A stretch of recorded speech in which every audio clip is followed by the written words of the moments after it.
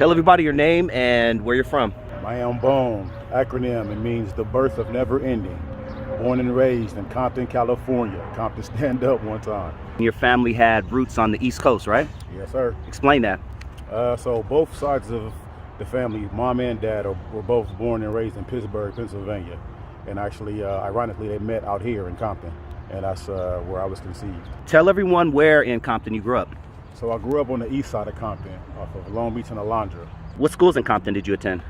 So actually, man, I didn't really attend Compton schools until I got to high school, junior high school actually. So elementary, I was out here. I went to Ambler Elementary in Carson. Then I transferred and went to Prairie. Funny thing about Prairie, man, the first day I was there, I told Moms I didn't want to go, but she insisted on me going. So the first day I was there, some essays got at me at a basketball court, put a shank out on me, man. I ran home, told Moms I wasn't going back. So then that's when I entered into Roosevelt Middle School in Compton. Okay. And from Roosevelt, I went to Dominguez. Tell us about Roosevelt. What was your experience like there? Roosevelt was cool, man. I mean, shit, I was pretty much back like a couple blocks and around the corner from the house. All the homies that I grew up with was there, so it was fun, man. It was real fun. It pretty much kept me in my Compton element, which I wanted to be in, which was cool. What was your experience like your freshman year at Dominguez? Dominguez was cool. I had plans on being somewhere else, so I really didn't embrace it too much. But I knew I'm an athlete, and I wanted to play football and basketball, so I hopped on the squad. I was late, so I really didn't get no love. But shit, I just wanted to play. So, I mean, Dominguez was cool. I got into a fight at Dominguez, man. It taught me a lesson in life, bro. Like, if you're going to fight somebody, you do a better swing first. So, I got caught one time in the eye, man, and that shit fucked me up. But it also taught me a lesson that I'll never get fucked up again. So, that was a good lesson that I learned. Yeah, for real. Now, give us the good, the bad, and the ugly about growing up in Compton. Shit, I'll give you the bad first. The bad, man, is that you never knew if you was gonna make it out of Compton. I mean, shoot, pretty much the life expectancy was 21 years old. You know what I'm saying? If you was lucky. So I don't really deem that as being good. The good parts, man, is that shit. It taught you a culture. It taught you a way of life, bro. Like, you from Compton, man. You don't back down to nothing. You ain't scared of nothing. I mean, cause shit, you are taking survival chances every day. You know what I'm saying? So I think that was it was great for me. You know what I'm saying? It helped me to become who I am. It molded me for sure. You know what I'm saying? So I think that was a good part. It's a not so good part is that it's Compton, man. So you always gonna get the Compton stigma. Like, Compton is bad. Can't nothing good come out of Compton. But shit, greatness comes out of Compton, man, daily. You know what I'm saying? So I think that's my take on Compton. When did you first fall in love with music? So, man, I first fell in love with music probably around 11 or 12. I had a buddy across the street lived across the street from me in Compton. His name was Virgil. Him and his buddies would always start rapping and just writing down raps, and I was like, damn, they was making that shit work too. And then I remember listening to K-Day back in the day, you know what I'm saying, with Rakim and My Melody, and that shit just stuck something in me, man. It struck something in me too, where I was like, well, shit, they doing it, my partner across the street doing it, shit, I'm about to just start writing too. So that's pretty much where I fell in love with it at, man. And then not to even to mention, bro, like at the end of my block, NWA's bodyguards lived there, so I would see them cats like often. You know what I'm saying? Just rolling through in Benzes and just big chains and just big wops of money. So I was like, well, shit, I want to do that too. Yeah, your area that you lived in bred so much talent. Yeah. DJ Speed from NWA. I mean, Dr. Dre literally lived in that area off of Greenleaf. Sin Loke from Banging on Wax. MC Ren was in that area. I mean, Eazy-E, exactly, yeah. So was Rakim the person who you saw that you were like, I want to do that? Or who was it? Not just Rakim. I mean, Rakim was one of them, but shit, Method Man, Red Man, Ice Cube, King T, Public Enemy, KRS-One. Shit, man, I can go on and on, bro. Fat Joe, Daz Effects, you know what I'm saying? Tupac, Biggie. I mean, those are pretty much obviously ones. Shit, even MC Ren, bro. You know what I'm saying? Yeah. So they are really like put a stamp, you know what I'm saying, on kind of what I wanted to do. And my goal was to just kind of embrace them and just combine all the layer styles and put it into my own, and then stamp my own style. So that's good. I mean, it's great news to kind of look up to and grow from. How old were you when you wrote your first rap, and do you remember your first rap? And don't lie to me, motherfucker, because I remember mine.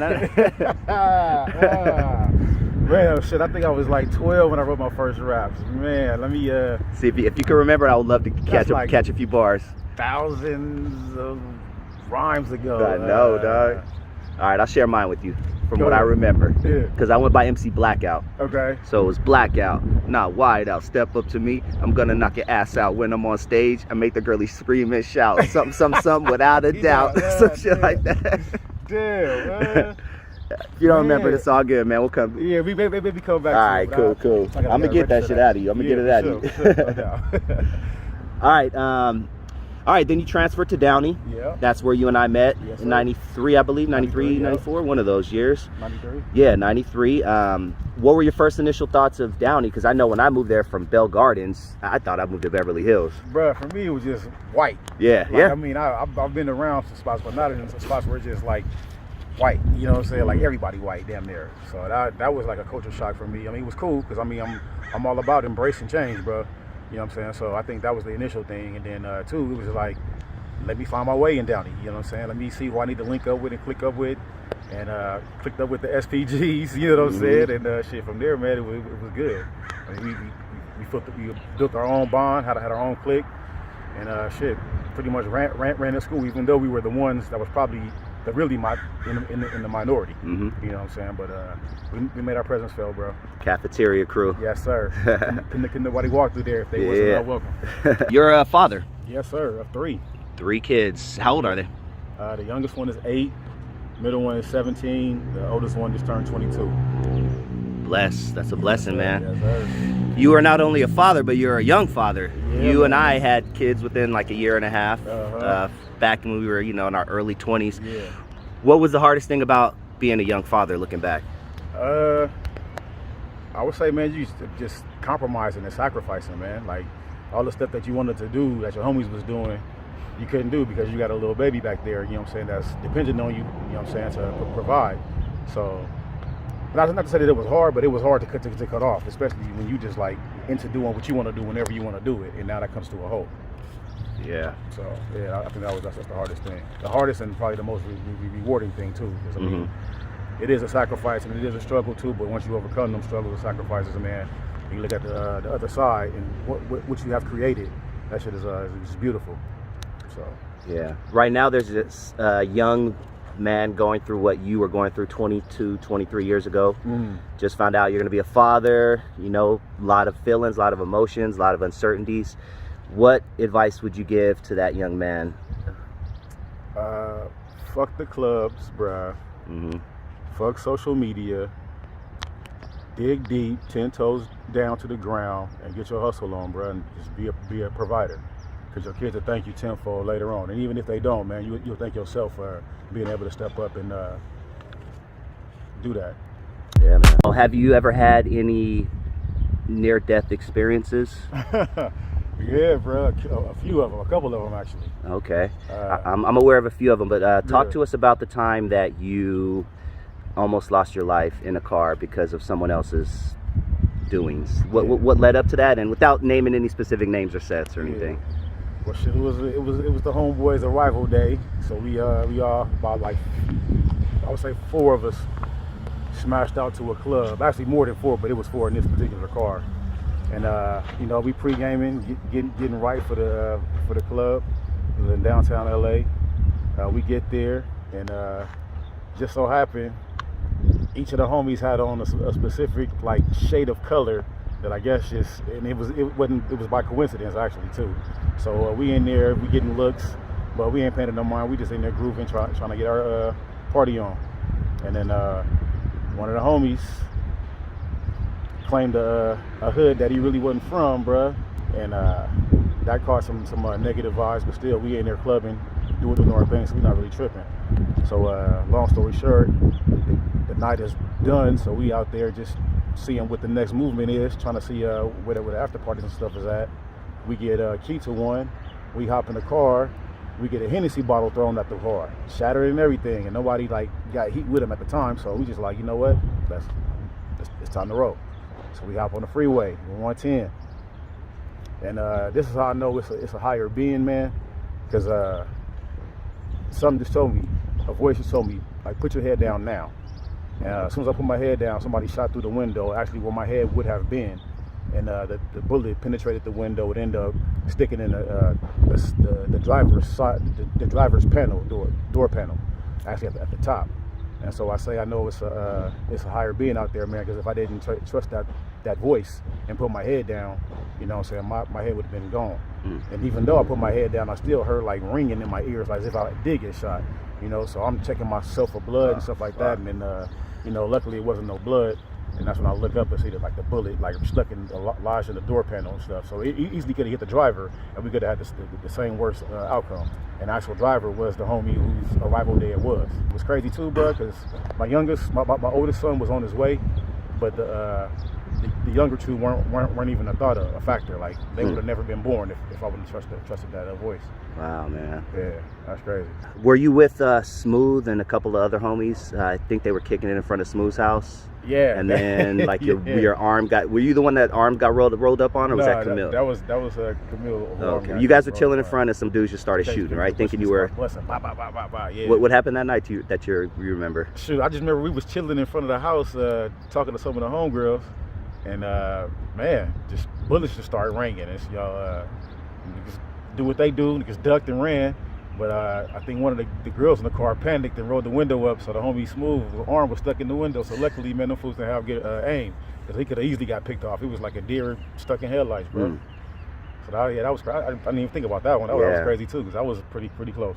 Once again, my man is not part of any set. It's just this is just living in the hood and people thinking you're from a certain neighborhood because you're hanging out in that neighborhood. Yeah. And the war's going on in the street. Damn. Yeah, bro. Yeah, the '90s was really crazy, man. Like, even for civilians like ourselves, not just, you know, necessarily for gang members, but shit, just walking to the corner store. There was a time where you hit a corner and there were like 40 Crips on one corner just chilling, or 50 essays just hanging out. Just waiting. You know, what do you remember about the '90s, man? Shit, I remember having to catch the bus home from Downey to Compton. That's right. Did you get off on Alondra? I took different routes sometimes. So sometimes the buses didn't work, so you had to reroute yourself. But I remember this one specific time, I just got the old school, it was new school then, but the Bruce Smiths dope shoes, bro. Nobody had them. I had them. I had to catch the bus home. And this particular day, I went through Linwood, you know what I'm saying? So I went all the way down to Long Beach Boulevard, Firestone to Long Beach Boulevard, all the way up. And sitting in Linwood, fools rolled up on me. What size shoe you wear? And this is why I'm glad I'm from Compton, bro. My size. You know what I'm saying? you ain't getting my shit. If you gonna get it, bro, you have to beat my ass, and you ain't gonna do that. So I ain't the tough guy, nothing like that, but I damn sure ain't gonna let you take something from me without, you know what I'm saying, putting the fight up.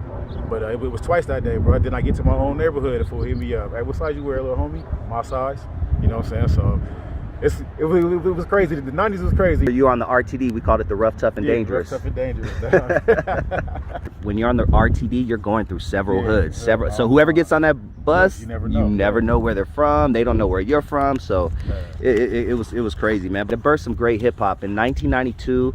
In my opinion, 1992 to like 95, 96 was the best time in hip hop, in my opinion. You know, I don't want anybody to start commenting down below and be like, "Oh, '88 was the best." But look, this is just me growing up, dog. But in your opinion, what was the funnest, best era of hip hop to you? I would have to say, man, the '90s and early 2000s, because that was like high school and college. And I mean, like, so you're really hearing music, and I went to school with cats from all different parts of the world. You know what I'm saying? So. Just hearing the type of music they listen to, whether it was, you know what I'm saying, music from the South, music from like overseas or whatever, it was good content being put out, man, and it was different, and I like different. So everybody wanted to be different, right? Now it seems like everybody wants to, and that's the old, maybe we're old guys, I don't know, but it seems like everybody is trying to get this certain type of flow. Now back then you would not want to bite it. You wanted your own style. Outkast didn't want to sound like EPMD. EPMD didn't want to sound like Wu-Tang. Wu-Tang didn't want to sound like Too Short. For sure. For sure, bro. Yeah, man. But it's I feel like it's definitely watered down now. Like you said, to your point, man. I think like a lot of cats want to be the same. And in that era, we came up in, the cats wanted to be different. You know what I'm saying? So. Who's your top 5 dead or alive? Hit me with the quick one. Top 5 dead or alive. Throw you off, baby. Andre 3000 for sure. Method Man, that's one of my influences, bro. A Tribe Called Quest, I just put them as a whole. Busta Rhymes for sure. And I would say Kendrick, bro. I gotta represent Compton for sure in this top 5. So I would say, yeah. I know I left out a lot of them, but I mean, a lot of people always create the obvious, bro. like I said, I'm different, so I like to hear different shit. Yeah. Man, like you said, Andre 3000. I'm Nas, Jay-Z. I even got Nas. Man, Nas is one of my guys. So much good hip hop, man. What's your favorite album of all time? Mine is Southern Playalistic, Cadillac music. Of all time, shit. I might have to go with that one, bro, because that's the first thing I thought. You know, Southern Playalistic. Okay, yeah, man. I should bring back so many memories. Yeah, bro. yeah. I can still pop that shit into the day and play it from front to back. It's a timeless out. It doesn't even. It could have came out in '92, 2002, 2022. It's like it's just a different album. And that's what we were talking about, going back to being different. Yeah. Outkast, nobody is more different than them, and they broke barriers, dude. For sure, bro, and they're still doing it. Yeah, right? yeah. That music can't be matched. Yep. Southern Playlist. It's so you and I can kind of be responsible for bringing players to Downey High School, right? Because me and Bone used to go to the swap meet to get instrumentals and rap over them and things like that. The Southgate swap meet. Yeah. And to the Southgate swap yeah, man, I know. Now it's condos, dog. I was like, oh man.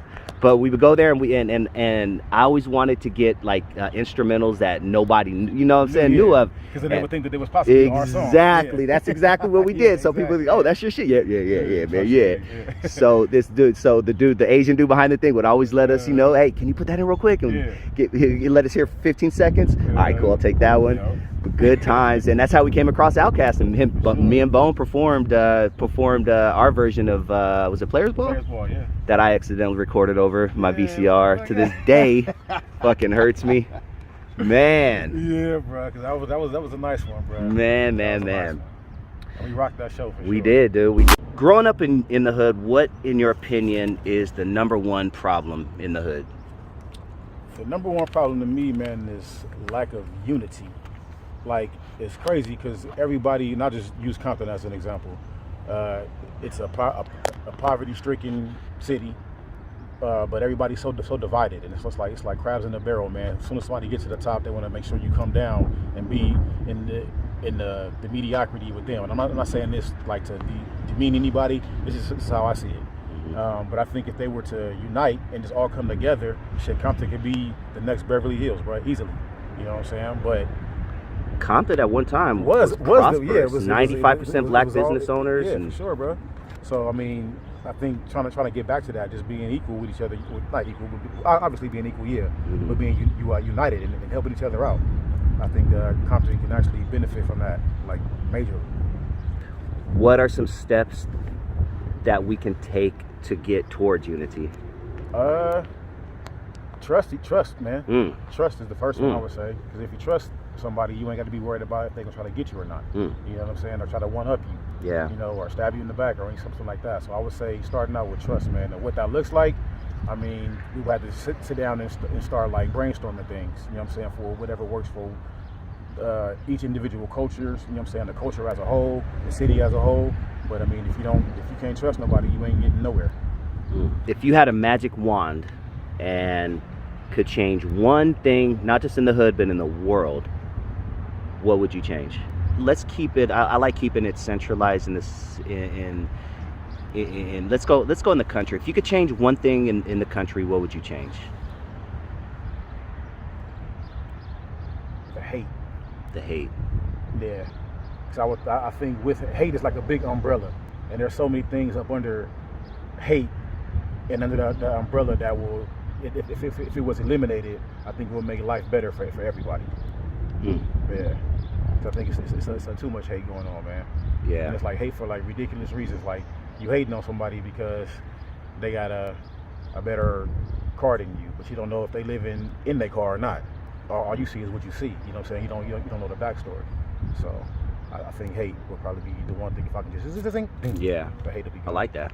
Yeah. Let's talk about Hub City Slam. Hub City represent. Yeah, man. Shout out to Lewis McKenzie.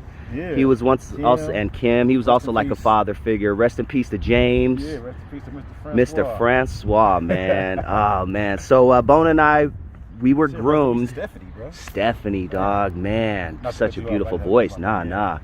Yeah, me and Bone and our boy Step, Yeah. we were groomed, you know, but by Hub City Slam, which was an independent record label in Compton run by Lewis McKenzie. And I would say they taught me almost everything I know about music. Yeah, Before I came there, I knew how to write a song, but I didn't know how to pattern. I didn't know about dance steps and how to hold a mic. Yeah. And me and Bone and Step, we just performed 3 weeks ago for the first time in a long time. Yeah. And we just noticed that we gelled. Like we muscle memory was there. Yeah, man. And that was all based on them. Literally, dog, they had us in there like the Jackson 5, man. They had faith in us. Talk to me about your memories of Hub City Slam, and your father set that whole thing up, right? Yeah, because my pops used to work with Kim in Compton, and then pretty much let them know that it was a group that was hungry and ready, which was State of Mind. So we went there, man, and I just remember our first song we recorded. I mean, we started from scratch. Give a dog a bone and you watch can watch him step. State of mind. Yeah. Oh my God. I would love to hear that shit. So man, that song took us like 2 days, dog, to even to compose and write it and all that shit, bro. So that was like the first lesson. Like if you really want this music, man, we're falling asleep in the studio. Yeah, I remember that shit. Trying to get the verses right. Yeah, because they wasn't coming out if they wasn't right. So I remember that for sure, man. I just remember practicing. I remember just doing a gang of shows, man, and them always like instilling.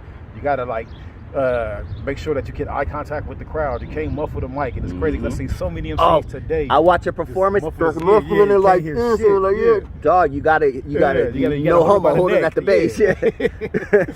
Yeah, man. So that for sure, and it's stuff that I'll never forget, man. And I always see it. So I always try to like tell young cats too.